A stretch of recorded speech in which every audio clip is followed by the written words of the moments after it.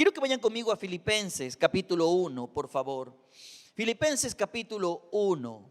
Y estas palabras que son de Pablo, perdónenme, las hago mía también, porque esa es la realidad con la que yo hoy vengo ante ti en esta mañana. Cada vez que pienso en ustedes, le doy gracias a mi Dios. Siempre que oro, pido por todos ustedes y lo hago con alegría, porque han colaborado conmigo en dar a conocer la buena noticia acerca de Cristo, desde el momento que la escucharon por primera vez y hasta ahora. Quiero hacer una pausa antes de seguir la lectura. Tal vez tú no lo sabes, pero quiero que lo sepas. Con mi familia hemos hecho un compromiso delante de Dios. Cada vez que nos sentamos y tenemos la oportunidad de compartir la comida juntos, tú sabes, bendecimos los alimentos, oramos por los alimentos, pero hicimos un compromiso delante de Dios sin faltar. Cada vez que nos sentemos y comamos, oraríamos. Primero por nuestros pastores. Somos una familia que ora por nuestros pastores, que Dios los guíe, que Dios los bendiga, que Dios los pastoree, de tal manera que ellos estén tan llenos de Él que puedan siempre compartir con nosotros. Oramos por nuestros pastores. Pero la segunda cosa que está dentro del compromiso es que oramos por ti, oramos por tu vida, oramos por tu casa. Y cada vez que nos sentamos, yo me identifico plenamente con Pablo, porque él está diciendo, cada vez que pienso en ustedes, le doy gracias a Dios y siempre oro. Y nosotros oramos, Señor, guárdalos, protégelos, bendícelos. Oramos para que Dios se revele a tu vida, se revele a tu casa, se revele a cada uno de los procesos que estás viviendo y tú puedas disfrutar de su bondad y de su favor. Y es algo con lo que nos identificamos, oramos por ti. Y el verso 6 revela una convicción que el apóstol tiene. Y ojo con esto, porque una convicción es algo que no está determinado por circunstancias, porque ha desarrollado tal profundidad en la vida de uno que las circunstancias no lo mueven. Y el verso 6, el apóstol Pablo dice, y estoy seguro de que Dios, quien comenzó la buena obra en ustedes, la continuará hasta que quede completamente terminada el día que Cristo Jesús vuelva. Él dice, yo veo tu vida y sé que no eres perfecto, pero estás en construcción, porque la mano de Dios está trabajando en ti. Y el día en el que Cristo regrese será el día en el que tu vida será completa y perfecta. Así que esa convicción que el apóstol Pablo tiene es la misma convicción que como pastor tengo, de que Dios está trabajando en tu vida. Tu vida no es perfecta, eres una obra en construcción. Esa obra maestra no ha sido culminada, Dios está trabajando en ella. Y sé que el que empezó la buena obra, Él es fiel y no te soltará, no te abandonará hasta que quede completa. Dios no está apresurado en transformarte. Él está determinado a transformarte. Dios no tiene prisa, lo que tiene es determinación. Por esa razón es que Dios dice pacientemente, estoy haciendo mi obra maestra. Muchas veces la prisa arruina las cosas valiosas. Por estar apurados quebramos cosas que deberíamos proteger. Por estar apurados echamos a perder cosas que deberíamos guardar. Pero Dios está diciendo, sabes, yo estoy seguro, dice el apóstol, de que el que comenzó la buena obra, tú eres la buena obra del Señor, esa buena obra no está terminada, Él será fiel para completarla. Y verso 7. Y está bien que sienta estas cosas por todos ustedes. Ahora, me identifico con esto. Porque cuando veo la mano de Dios en tu vida, y a veces veo a Dios haciendo cosas que son incómodas, pero Él dice, yo estoy metiendo mano, y tú dices, uy, Dios mío, yo me siento contento. Porque sé que es Dios obrando en ti. Es Dios revelándose a tu vida. Y el apóstol Pablo dice, está bien que siente estas cosas por todos ustedes. Estoy en el verso 7, porque ocupan un lugar especial en mi corazón. Lo que Pablo está diciendo, mira, quiero verte bien, pero echarte porras y motivarte no es una garantía de que tu vida sea transformada a la imagen de Cristo. Por eso, aunque quisiera echarte porras, muchas veces lo que estoy haciendo es orando para que en el proceso de transformación Dios te sostenga. Porque lo que realmente anhelo es ver a Cristo en ti, evidente, constantemente siendo transformado. Tú ocupas un lugar especial en mi corazón. Y cuando llegue el momento de presentarte frente a Cristo, no quiero que seas ignorado o desaprobado. Quiero que Él te conozca y Él te diga: bienvenido a casa, buen siervo y fiel. En lo poco fuiste fiel y ahora te voy a dar los grandes secretos y tesoros de la eternidad. Quiero que tú conozcas a Él. Y el apóstol está diciendo: ustedes han participado conmigo del favor especial de Dios, tanto en mi prisión como al defender y confirmar la verdad de la buena noticia.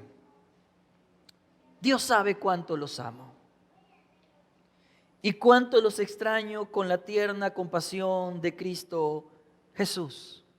Dios sabe cuánto los amo. ¿Sabes? Mientras oraba por ti en estos días, y algunos conozco sus historias y sé por lo que están batallando, he llorado delante de Dios. Recuerdo siempre la imagen de una de mis hijas. La llevé al médico y el médico tenía su camilla y ella se sube y él tiene que inyectarla. Y por esas cosas curiosas de la vida hay un espejo. No sé qué médico se le ocurre poner un espejo, y mi hija está ahí y mira por el espejo que su papá la está sosteniendo mientras el doctor la inyecta. Y mis hijas son como su padre, le tienen miedo a las inyecciones. Y ese es un dolor que uno dice: no lo entiendo. ¿Por qué tienes que permitir que sufra este dolor? Pero la sabiduría de la madurez nos hace entender que el dolor es necesario. Porque sin esa medicina aplicada de esa manera, la enfermedad solo se seguiría desarrollando. Y la mirada de ella está ahí y yo lo tengo grabado y digo: ¿cómo le explico que por amor a ella es que le provoco este dolor? No lo va a entender. Y el apóstol está viendo a la iglesia y le dice: oigan, yo los amo demasiado y quiero que sepan que muchas de las cosas que están viviendo, aunque son difíciles que las atraviesen, son parte del proceso. Son parte del proceso en el que Dios está obrando una transformación en sus vidas, al punto que ustedes puedan ser más como Jesús.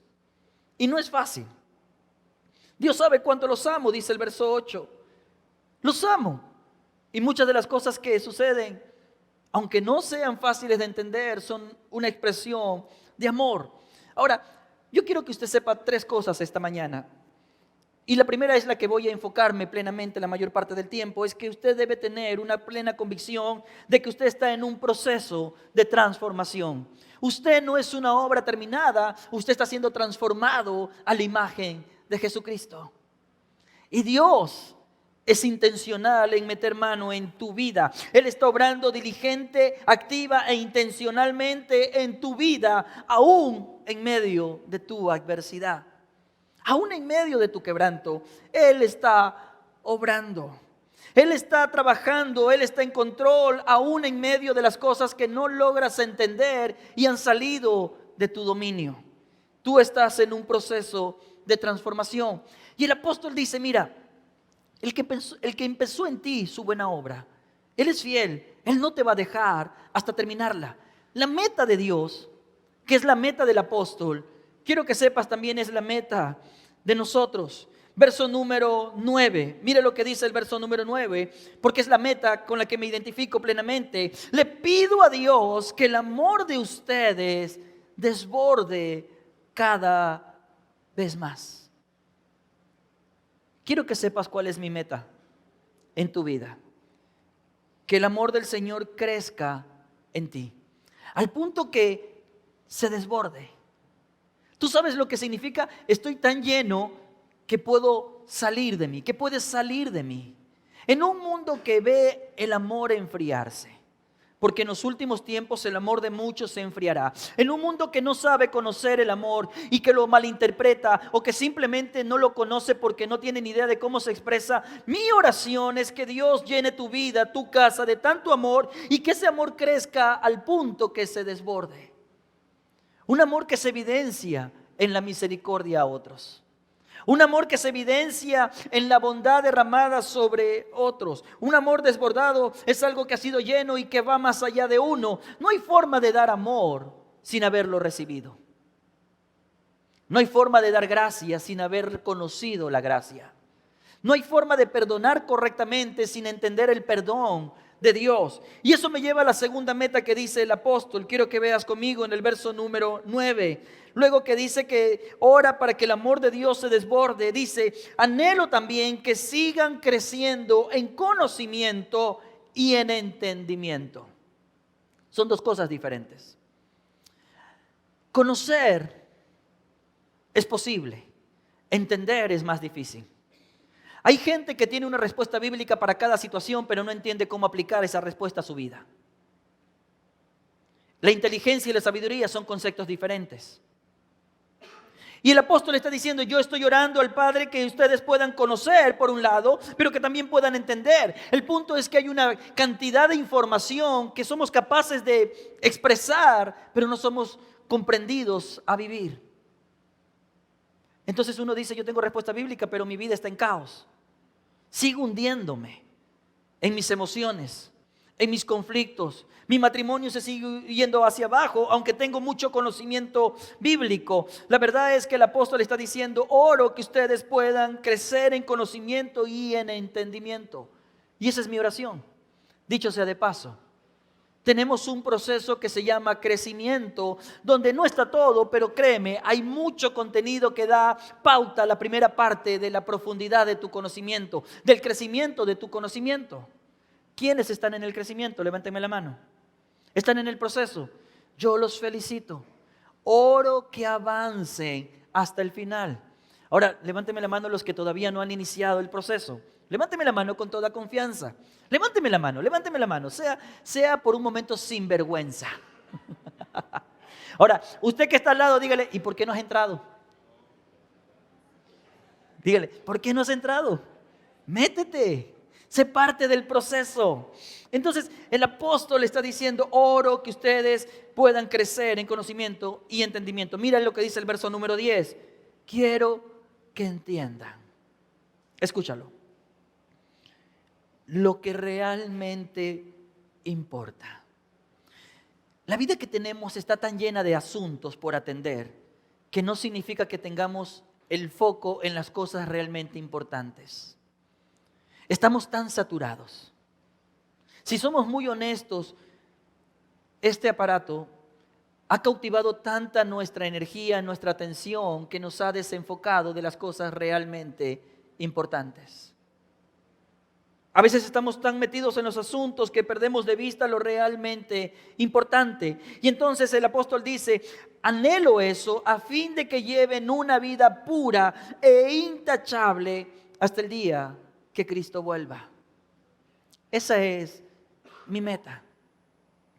Que tú puedas vivir de manera pura e intachable. Mientras el Señor dice: espera mi retorno, tú seas transformado, no perfecto, pero genuinamente santificado, de tal manera que cuando llegue el momento, Él te dé la bienvenida. Él te diga: hey, qué bien que estás. Él regresa por una novia que no tenga arrugas. Mi meta pastoral para ti y para tu casa es que el amor del Señor crezca y se desborde, que tú crezcas en conocimiento y en el entendimiento y que vivas de manera pura e intachable. En un mundo que no conoce amor, en un mundo que tiene mucha información pero no entiende las cosas, en un mundo que no sabe lo valioso que es la integridad y la santidad, la meta que estamos buscando para ti y tu casa es esta.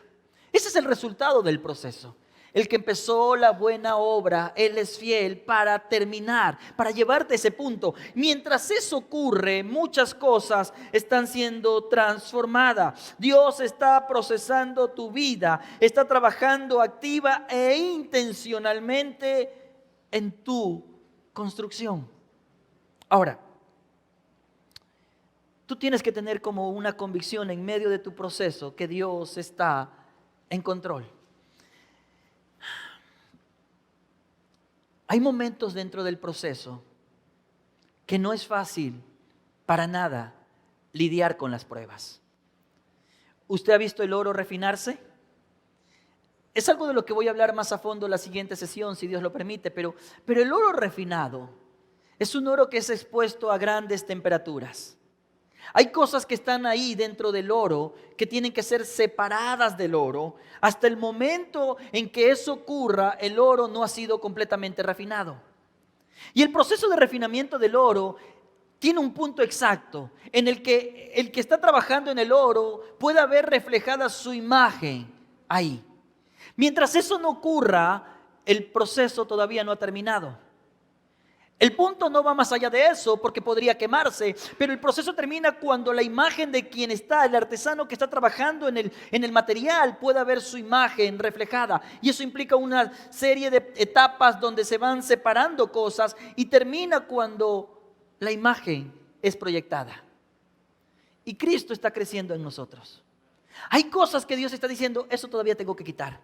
Esos malos hábitos tengo que sacar. Esas malas actitudes tengo que desprender de ti. Esos viejos patrones tengo que deshacerlos en tu vida porque no me estoy reflejando plenamente. Todavía hay una imagen borrosa y en el momento que Cristo sea evidente en tu vida, ha terminado.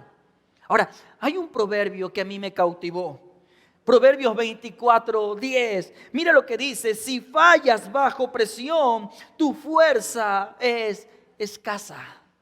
Muchas veces el momento de la prueba en el que Dios está procesando mi vida para transformarme a la imagen de Jesús, muchos de nosotros fracasamos.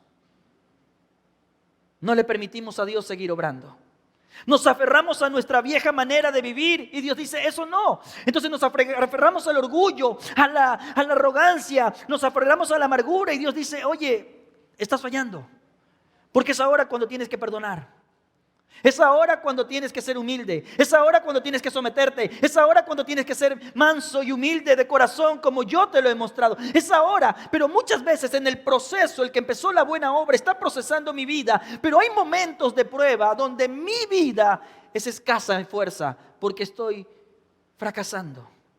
No le estoy permitiendo trabajar. Estoy bajo presión. Y dígame si bajo presión no sale nuestra peor versión. Estoy en un proceso y oro que todo lo que acabamos de mencionar sea una realidad en tu vida. Ahora, quiero decirte, esto va a continuar hasta la siguiente semana, pero quiero adelantarte un par de cosas. Número 1, en medio del proceso, tienes que mantener tu convicción de que Dios está en control. Dile a tu vecino, Dios está en control. Y cuando yo desarrollo una convicción profunda de que Él está en control, las circunstancias van a dejar de mover mi vida.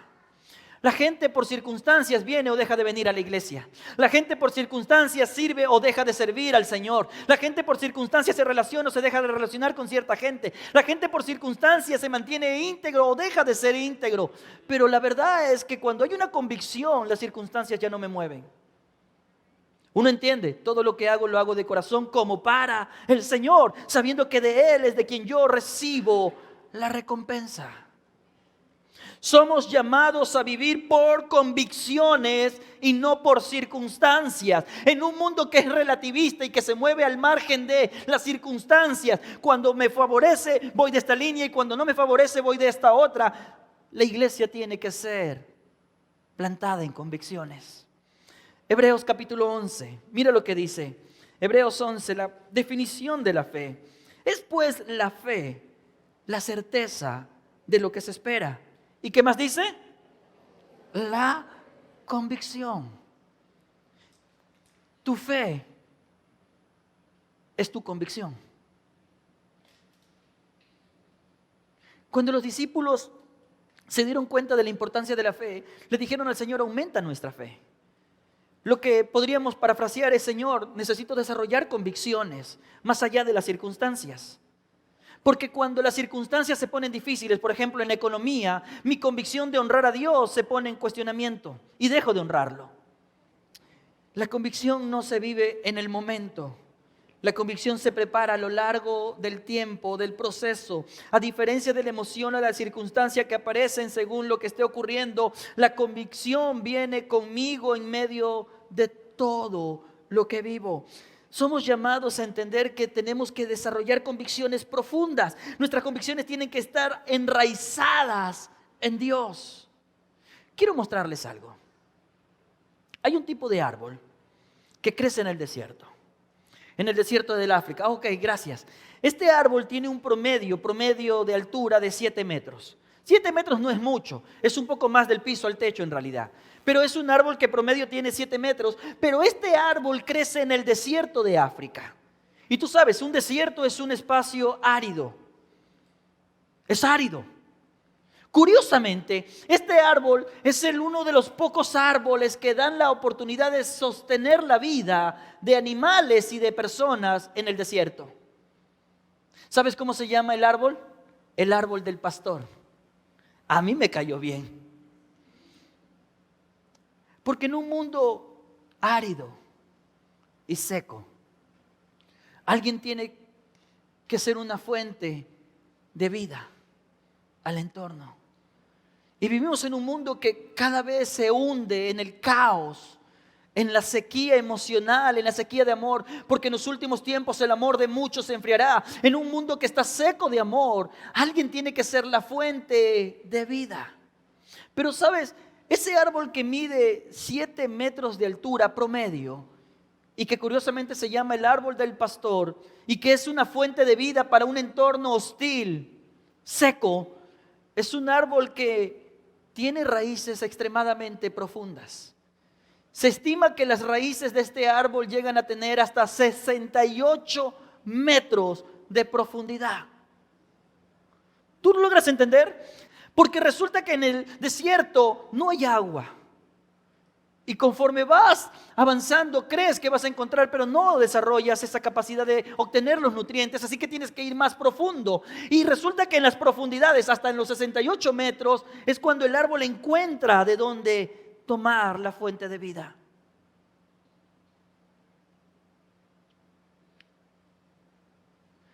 Eso es una hermosa metáfora. Cuanto más adverso sea el exterior, más necesario es tener raíces profundas. Este árbol, que es pequeño relativamente en su copa, sustenta la vida humana y animal en un exterior seco. ¿Sabes por qué el mundo necesita la iglesia? Porque la iglesia es la esperanza del mundo. La iglesia tiene una palabra de vida en un mundo hostil. Pero si la iglesia ha dejado de tener sus raíces en el Señor, sus convicciones en el Señor, su fe en el Señor, no tiene nada para dar. Y a mí personalmente me preocupa que en medio de los días difíciles que estamos atravesando, que son muy adversos y que penosamente, según la palabra, se pondrán cada vez más complejos, las palabras del apóstol Pablo resuenan en mi mente con gran fuerza. Cristo en vosotros. Él es la esperanza de gloria. La iglesia es la esperanza para este mundo. Pero ¿qué sucede si la iglesia se seca en el tiempo de la tribulación, en el tiempo de la adversidad? Si la iglesia se seca, ¿qué esperanza hay para la gente que no tiene a Cristo? ¿Qué sucede si los tiempos adversos llegan y apenas estamos empezando a ver algunos de ellos y encuentra esos tiempos adversos a una iglesia sin convicciones? ¿Qué sucede ahí? O dicho de otra manera, poniendo las palabras de Jesús, cuando el Hijo del Hombre regrese, porque Él va a regresar, ¿encontrará fe en la tierra? ¿Encontrará convicciones en la tierra? Porque las convicciones te mantienen sin importar las circunstancias. Escúchame. Tú y yo tenemos que dar gracias a Dios, porque en este lado del mundo, en este tiempo, es fácil ser cristiano. ¿Quieres probar la verdadera profundidad de tus convicciones? Plántate un momento en Pakistán o en China, donde matan por ser cristiano. Y no te estoy hablando de la historia, te estoy hablando del presente. Pero el mundo va en una dirección que muchos no están viendo, pero el reloj del Señor se está moviendo, proféticamente se está moviendo, y usted sabe, va a venir un momento de un gobierno mundial, y en ese momento del gobierno mundial va a haber una persecución hacia la iglesia. Y una iglesia que no ha desarrollado convicciones profundas será un árbol seco en el desierto. Por esa razón es que Cristo en nosotros es la esperanza de gloria. Tenemos que aprender a desarrollar esa convicción al estudiar la palabra. Por eso tienes que abrir tu Biblia cada día. Tienes que abrirla, no es broma, no es un cliché de la iglesia. Es una necesidad de tu alma. Abrir tu Biblia. Abrir tu corazón en oración. Buscar a Dios constantemente, estudiar la palabra. Pero la segunda cosa tiene que ver con otro tipo de árbol. He hablado de esto en el pasado, pero si tienes poco tiempo en la comunidad, va a ser la primera vez. Son los secuoyas. Estos son árboles inmensos. Un árbol secuoya puede llegar a medir hasta 115 metros. ¿Qué? 115 metros. El árbol del pastor, 7 metros promedio. Un secuoya hasta 115 metros. Tú logras ver la diferencia. Mientras el árbol del pastor necesita desarrollar, debido al entorno en el que se planta, necesita desarrollar raíces profundas, estos árboles gigantescos tienen que enfrentar tempestades adversas. Pero a diferencia de los árboles del pastor, estos árboles secuoya no tienen raíces profundas, pero tienen raíces entrelazadas. ¿Me ayudas con la siguiente imagen, por favor? No son profundas, pero están entrelazadas. De tal manera que cuando viene una tempestad, a pesar de su altura y la poca profundidad de sus raíces, a pesar de eso, la tempestad no lo tumba. Aunque sean vientos huracanados, estos árboles llegan a vivir hasta 3000 años, o sea, no es poca cosa. ¿Cómo sucede eso? Por la fuerza de sus raíces entrelazadas. Hay muchos cristianos que no han desarrollado una profundidad de raíces, pero quieren crecer en el Señor. Y es entonces cuando entendemos por qué Jesús dijo: amaos los unos a los otros. Porque mejor son dos que uno. Porque si uno cae, el otro lo levanta. Porque cuando salen a pelear, se ponen espalda con espalda y el uno defiende la espalda del otro. Porque cuando hace frío, hay quien te abrigue. La mayoría de nosotros ha comido un cuento que no es bíblico, pero que es cultural, y es que para estar bien con Dios es un asunto personal entre Dios y yo. Mentira. Dios nos plantó en algo que se llama iglesia. Nos necesitamos mutuamente. Reír con el que ríe y llorar con el que llora. Levantar al caído y proteger al débil. Vendar las heridas del que está a nuestro lado. Y esto es lo que hacen las raíces entrelazadas.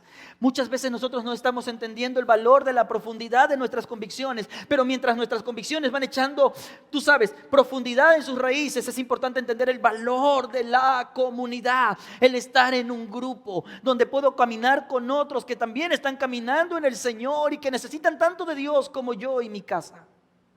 Ahora, esta serie, que es una miniserie, va a tratar de 3 cosas: los procesos, las promesas y las pruebas. Y hoy te he hablado acerca de los procesos. Si Dios lo permite, la próxima semana te voy a hablar acerca de las promesas, pero quiero anticiparte algo. En medio de los procesos, una palabra tuya basta para sanarme. Una palabra tuya me sostiene, Señor. En medio de los procesos, lo que tú necesitas es mantener tu mirada en las promesas del Señor, porque Él es fiel y lo que Él promete, Él cumple. Mira lo que dice Hebreos capítulo 6, verso 13. Porque cuando Dios hizo la promesa a Abraham, no pudiendo jurar por otro mayor, ¿qué hizo? ¿Qué hizo? Juró por sí mismo.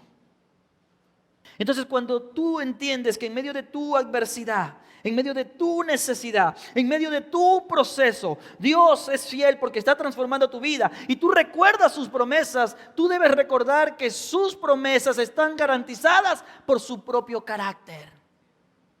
Él no se niega a sí mismo. Esto simplemente es un preámbulo a lo que vendrá la próxima semana.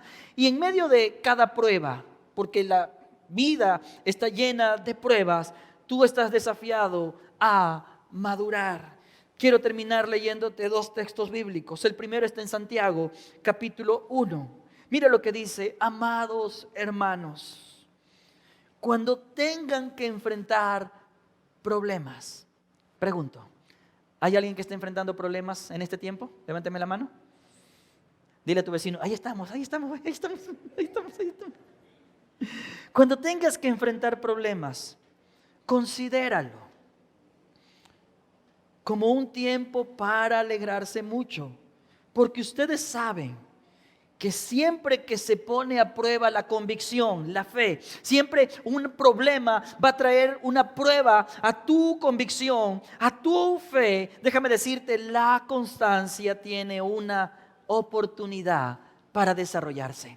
Dicho de otra manera, cuando estás en tu proceso y viene una circunstancia difícil que pone a prueba tu convicción y tú necesitas desarrollar tu convicción, ese proceso, esa etapa del proceso, esa prueba tiene un propósito: desarrollar tu carácter.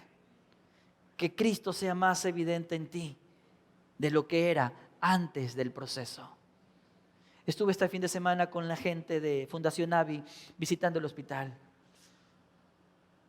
Y yo no sé si usted lo sepa, pero las personas en su mayoría que forman parte de ese equipo de trabajo es gente que perdió, en el caso por ejemplo de los fundadores, perdieron a su nena en el hospital. Lo que uno menos desearía es tener que regresar al hospital donde el recuerdo de la pérdida está presente. Pero ellos pasaron la prueba y ahora van al mismo lugar donde perdieron la vida de su hija para traer aliento a los que están batallando. Porque cuando uno entiende que la prueba es una oportunidad para crecer en el Señor y ser fortalecido en el Señor, Dios usa eso como una oportunidad para que podamos levantar a otros. Hemos echado raíces profundas y somos un árbol de pastor en el desierto. ¿Hay alguien que esté conmigo? En el desierto. Eso es lo que Dios quiere hacer contigo. Y quiero pedirte que te pongas de pie. Voy a terminar leyéndote un versículo más. Mira, también Romanos capítulo 5, mira lo que dice: también nos alegramos al enfrentar pruebas y dificultades, porque sabemos que nos ayudan a desarrollar resistencia. Y la resistencia desarrolla firmeza de carácter. Y el carácter fortalece nuestra esperanza. Y mira esto. Y esa esperanza, escúchalo. Y esa esperanza no acabará en desilusión. El Señor no te va a desilusionar. Él va a estar contigo, porque fiel es el que empezó la buena obra y la terminará. Levanta tus manos. Padre,